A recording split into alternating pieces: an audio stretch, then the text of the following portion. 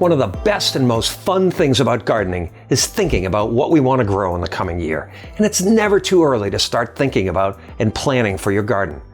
Right now, let your imagination run wild. Think about some of your favorite vegetables.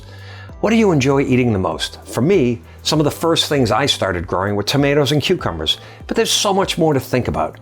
Lettuce, spinach, cabbage, broccoli, kale, zucchinis, peppers, radishes, beans, edamame, onions, you name it. Run with your thoughts and let your imagination go. How about herbs and spices? Basil, oregano, parsley, and more. Are there any flowers you'd like to try growing? I know my wife loves dahlias, big ones. I'll be sure to grow a few of those in this year's garden. Make a list of everything that comes to mind and don't worry about how long the list is right now. I'd rather see you write down too much stuff rather than not enough. And besides, we're probably going to adjust and fine-tune the list as we go along. Now, it might help you to look through a gardening catalog or two to get some more ideas. Once I started ordering stuff, catalogs just started showing up on my doorstep. You'll see how important the planning process is to the success of our gardens. So please, spend a little mental energy right now and make a list of what you'd like to grow.